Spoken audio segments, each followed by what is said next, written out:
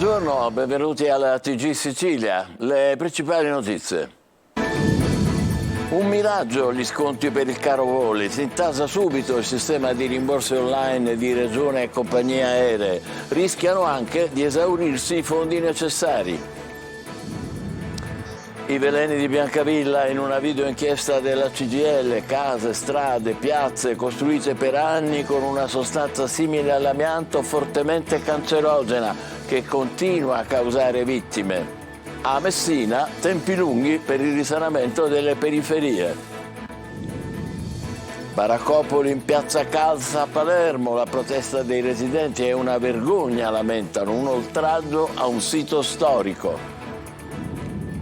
Fine d'anno triste per i dipendenti Almaviva, per loro oltre 500 esuberi in Sicilia, sit-in in prefettura a Catania. A Palermo lezioni di legalità. Addio Pizzo spiega ai ragazzi perché non bisogna piegarsi alla legge del racket. Un imprenditore che ha scelto di denunciare in rete dice non siamo più soli.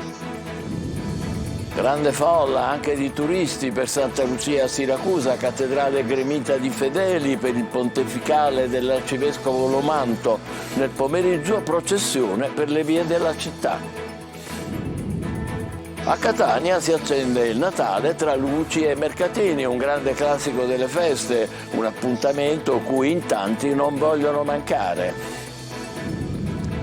Calcio per la Coppa e il campionato. Il Catania va all'assalto del Pescara, orfano del maestro Zeman, con l'obiettivo di approdare in semifinale. Lucarelli senza il bomber di Carmine.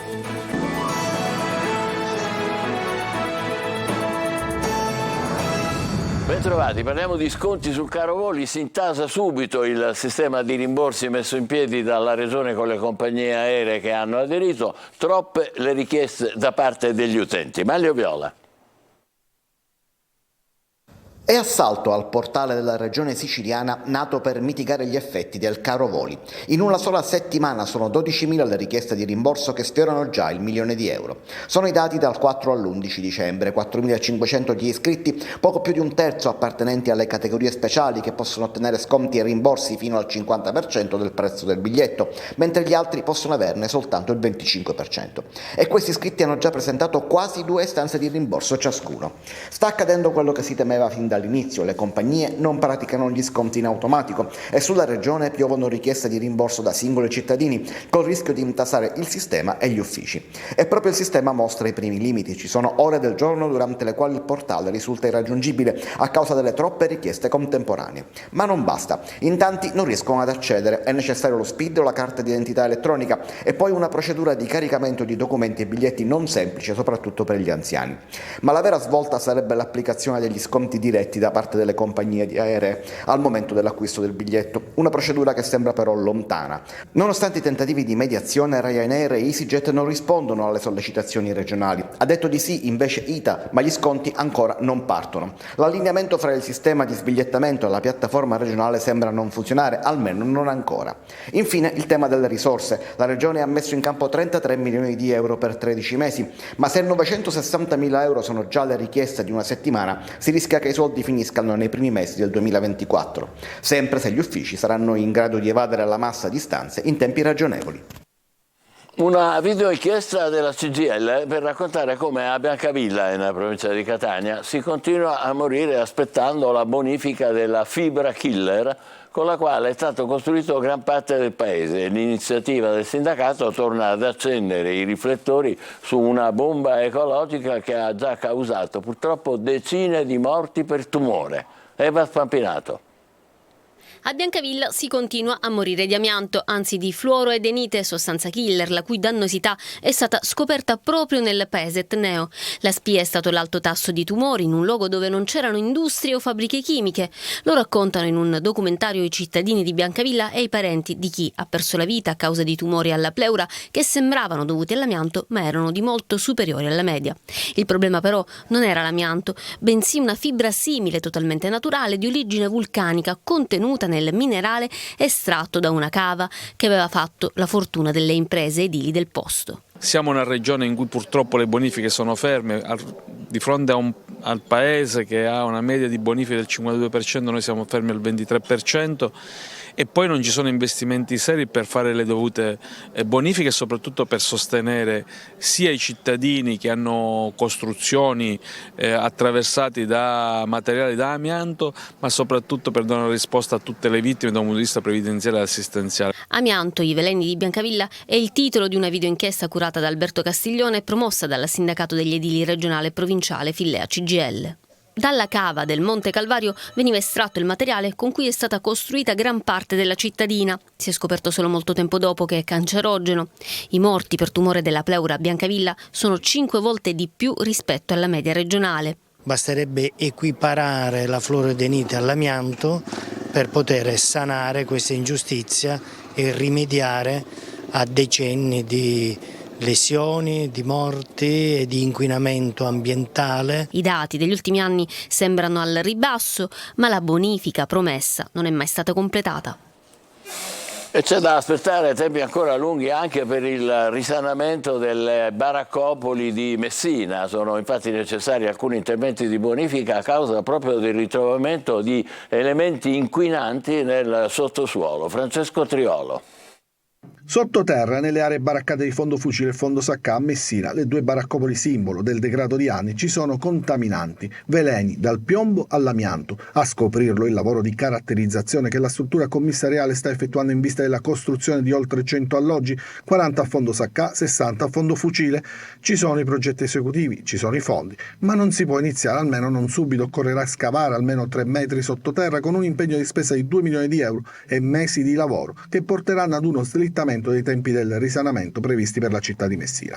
La bonifica di quelle aree è già stata approvata dall'Agenzia regionale per l'ambiente. Intanto si è iniziato a lavorare in superficie liberando le 2 aree dai cumuli di rifiuti abbandonati.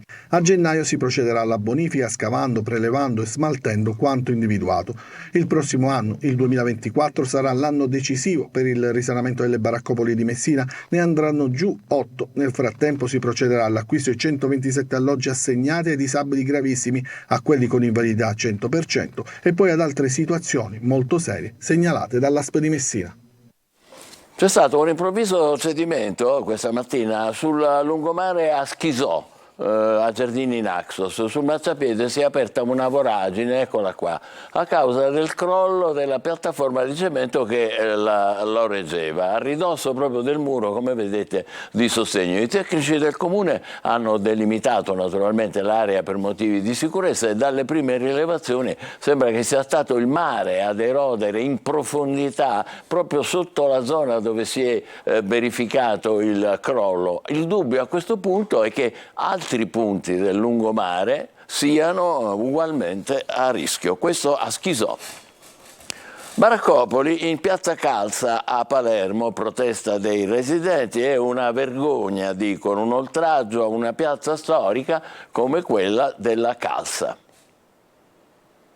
Quartiere Calza, cuore di Palermo. Qui è nato Giovanni Falcone, una tessera bellissima del mosaico palermitano. Eppure proprio a ridosso della Porta dei Greci c'è questo scenario assolutamente indecoroso, una baraccopoli. Ai piedi del muro che porta uno degli ingressi di Palazzo Forcella de Seta sono state realizzate delle baracche dove trovano riparo ormai da mesi alcuni senza tetto. Giacigli di fortuna sotto una delle porte dei bastioni del capoluogo, tende e capanne sono in tutta la piazza. Sotto gli alberi e sotto la Porta dei Greci ci sono tende e altre costruzioni.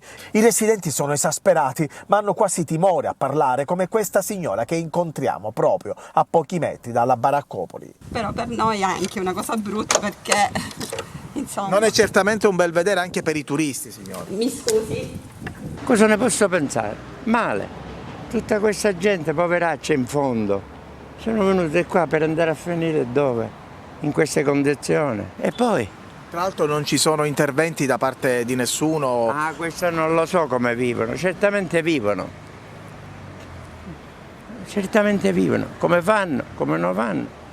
Chi agisce, chi per loro, non ne ho l'idea. Incontriamo anche Ahmed, lui vive in queste baracche, ha perso il lavoro e non sa dove andare. Ora qua, un mese è qua, io non assai qua. Prima mio è Tami Menese, devo lavorare Chinese ristorante, visto. Ora lavoro non c'è più, ora mi devo dormire qua. Sembra che nessuno vede niente, dice un altro residente. Qui vengono tanti turisti e ammirano la bellezza del palazzo e lo slancio della baraccopoli. Ogni tanto arriva qualcuno per pulire, ma poco dopo torna tutto come prima. È una vergogna. Lavoro che manca, destino segnato per i dipendenti Almaviva, sono più di 500 gli esuberi in Sicilia. Questa mattina c'è stato un sit-in alla prefettura di Catania e per noi c'era Tonino De Mana. Gridano vergogna, si sentono abbandonati loro che in piena emergenza Covid sono stati un supporto per migliaia di persone. Un numero di utilità pubblica, 1500, bersagliato di richieste d'aiuto, anche le più disparate, ma oggi sono proprio loro, i dipendenti Almaviva, a chiedere aiuto perché dal 1 gennaio saranno tutti a casa. Non siamo numeri ma persone. Questo è lo slogan su un cartello esposto sotto la prefettura a Catania, accanto uno striscione con un riferimento ben preciso. Il Ministero della Salute ha abbandonato i lavoratori del 1500.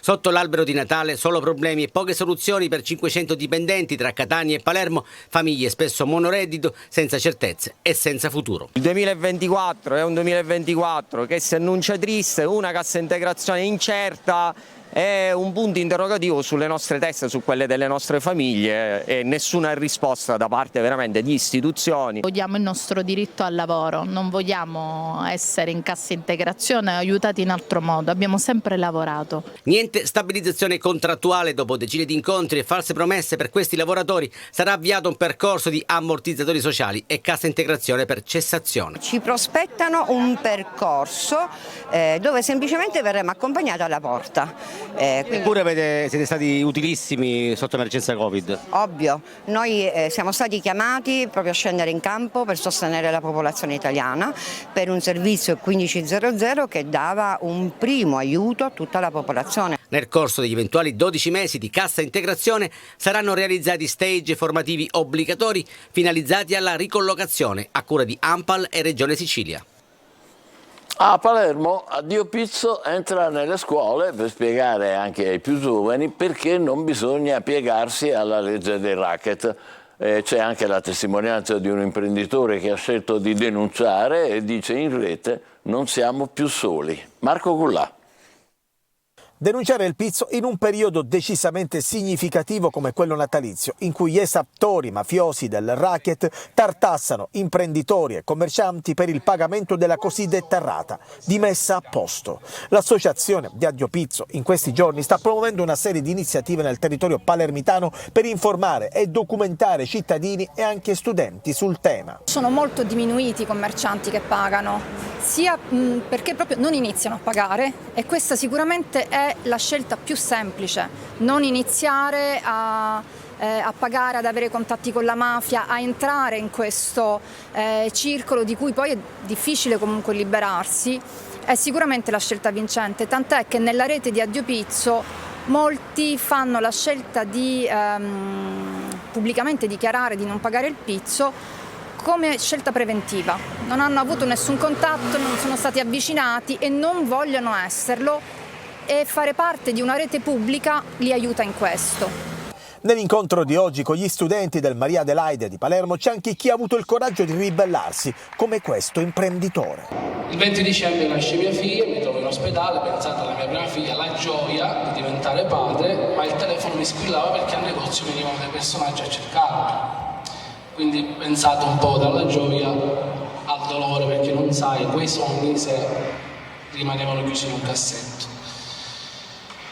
Niente, vado a fare una denuncia qui alla caserma dei carabinieri e il maresciallo, il capostazione, mi dice una parola che mi fa pensare: tu da solo questa battaglia non la puoi vincere. Io avevo fatto una denuncia contro ignoti. A questa parola penso che ero veramente da solo, che non potevo parlare con nessuno. Poi la scelta di legarsi ad Addio Pizzo. Io dico che non siamo soli, Addio Pizzo è con i commercianti, quindi invito tutti ad aderire ad Addio Pizzo. Domani in programma un incontro con i commercianti della zona di Corso Calatafimi. Sempre a Palermo 3 imprenditori sono stati arrestati e 24 indagati per false fatturazioni per oltre 37 milioni di euro. L'indagine è stata realizzata dai finanzieri del capoluogo, utilizzate per il raggiro 22 cartiere in Sicilia, Lombardia, Veneto e Puglia. Punta un coltello alla gola dell'ex fidanzata e le ruba l'auto, la borsa con i documenti e il cellulare. È successo a Caltanissetta, l'uomo è stato fermato dalle macchine della polizia dopo una folle corsa durante la quale ha speronato 2 volanti e diverse auto in sosta. A Siracusa è festa grande per la Santa Patrona Lucia, tantissimi turisti in giro per le vie del centro in attesa della processione di oggi pomeriggio alle 15:30. L'Arcivescovo ha aperto l'anno luciano e durante il pontificale ha detto guardiamo a Lucia come modello di credente. Francesco Aloi. State scegliendo una statuetta di Santa Lucia, oggi è la festa? No, sì, un pensierino da portare. Visto che siamo qui da lei, portiamo lo specifico di Santa Lucia. Da dove arrivate? Dalla Calabria. Per Santa Lucia arrivano da ogni dove. A Siracusa oggi è il giorno della patrona. Siamo di Gioia Tauro con esattezza. È la prima volta che vedete la festa? No, sono diversi anni che veniamo. Si respira aria di festa. I siracusani aspettavano questo momento da tempo. Un legame tra la Santa e il suo popolo che è sempre più forte. E sembra una bellissima giornata. I volontari non possono mancare. Senz'altro siamo di supporto in previsione che magari può succedere qualcosa. In mattinata in cattedrale il solenne pontificale, presieduto dall'arcivescovo di Siracusa, Monsignor Francesco Lomanto, e l'apertura dell'anno luciano che porterà all'arrivo del Corpo della Santa nella festa del 2024. La celebrazione dell'anno luciano ci impone di guardare alla nostra patrona Lucia come modello di credente. Sulle tavole dei siracusani oggi non può mancare la cuccia, un dolce a base di ricotta con cioccolato, grano e frutta candita, tipico di questi giorni. È buonissima, è una tradizione che ogni anno va ripetuta. Nel pomeriggio dalle 15:30 la lunga processione ed il bagno di folla fino alla borgata, dove la Santa resterà per una settimana. Anche a Catania si accende il Natale tra luci e mercatini, artigianato e prodotti gastronomici tra i regali più gettonati. Anche in Sicilia un grande classico delle feste. Eva Spappi. Bene, facciamo una breve pausa, fra poco le ultime di calcio su Catania-Pescara che vale la semifinale di Coppa Italia di Serie C. State con noi.